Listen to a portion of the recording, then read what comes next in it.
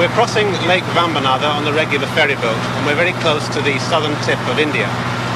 In a few minutes, we'll be landing in the state of Kerala. Imagine the British Isles suddenly having 3 times as many people, and you have a picture of what's happened in Kerala.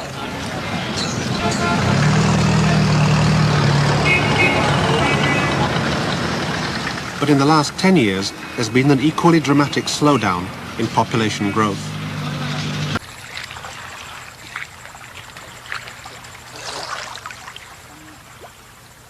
Canals and waterways connect up most of the 4,000 households in the lakeside village of KUMARAKOM. These 3 Keralan families live together in the same small compound. It's the kind of community you might find.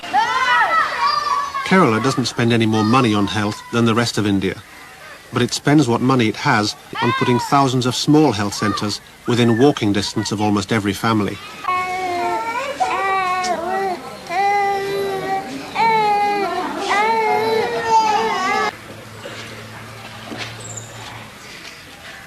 Most Keralans are poor. Poorer than average, even for India.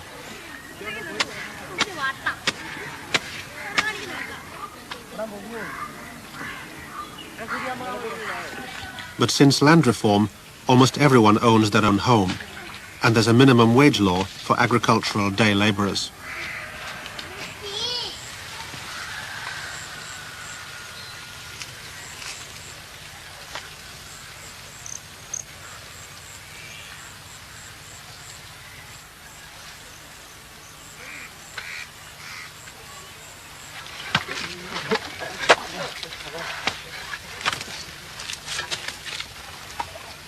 One of the 3 husbands earns about £2 for 8 hours labour. Today, it's digging drainage canals ready for the rains. He's worried about the time when he can no longer work shoulder to shoulder with the younger men. And sometimes he must wonder whether he was right to have a vasectomy after only 1 son. Compound.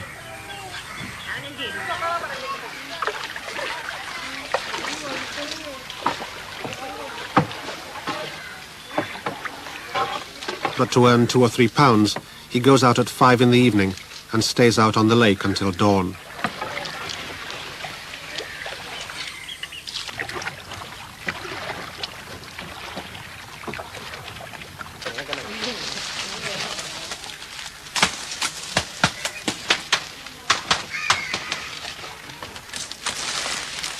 Radha's husband is young, he gets regular work, and he should be able to support his family. What work he can find.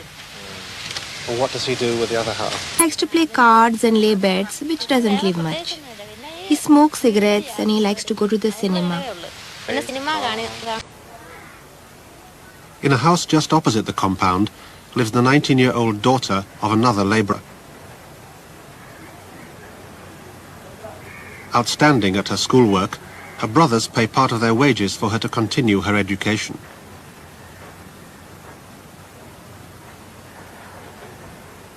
Tomorrow, she sits her BA degree in Indian history and political science.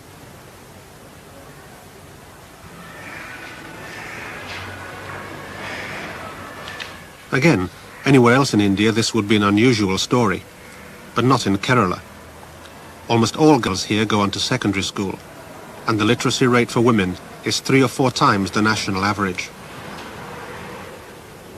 Education makes Keralans more aware of the choices the modern world has to offer. But it also puts up the cost of having children, by taking them out of the fields where they earn money and putting them into classrooms where they cost money.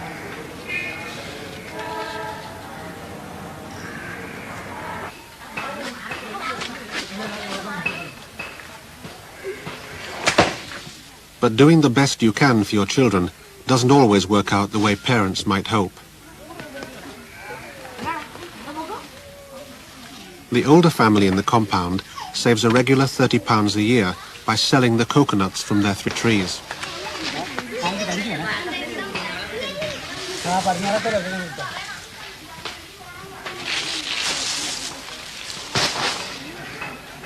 For the last 10 years, Penama and Kunyu have used the money for a special purpose.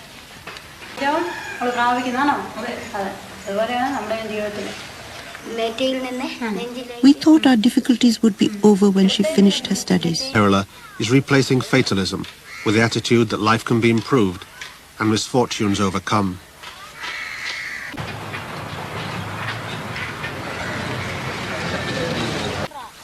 Almost every day, she goes diving for clams to earn the money for her son's medicines.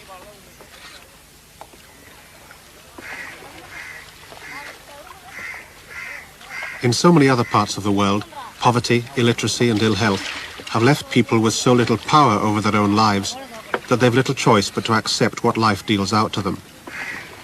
But in Kerala, the attitude of mind is now very different.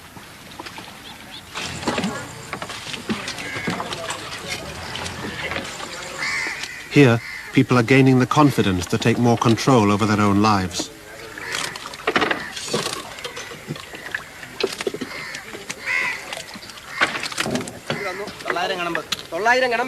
And the improvements they achieve generate more confidence and more change.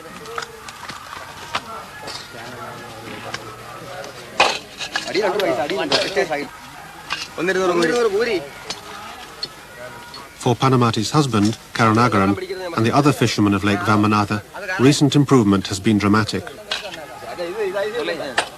Up until 2 years ago, the price the fishermen were paid for their night's catch was decided entirely by the merchants, and they were regularly cheated.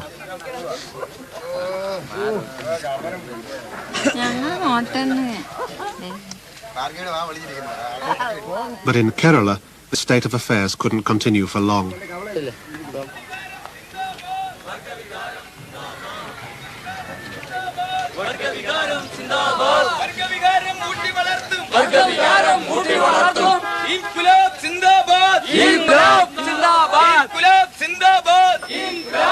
Kerala is the most organized and politicized state in India.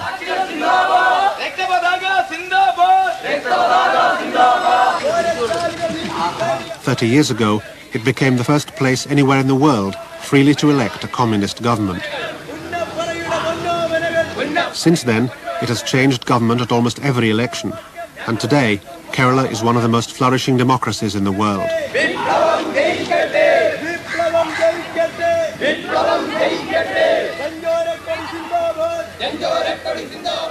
It's also the most unionized state in India, and 2 years ago, the fishermen of KUMARAKOM formed their own trade union.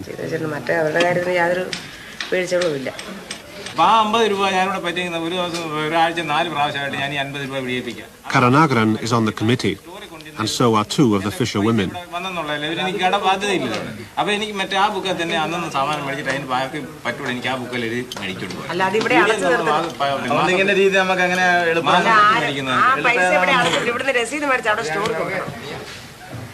Now the merchants have to make bids for the fish in writing and hand them over to the union in sealed envelopes.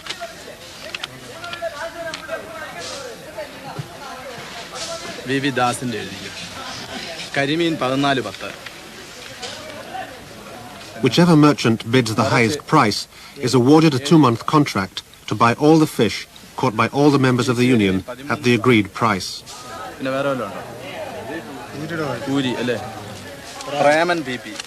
The result is that the average income of fishing families has been doubled by their own efforts.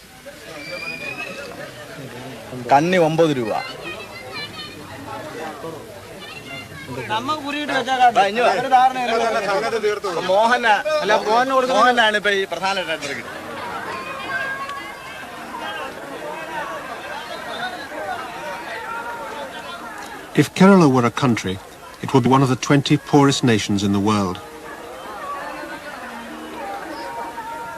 But unlike those countries, Kerala has solved its population problem.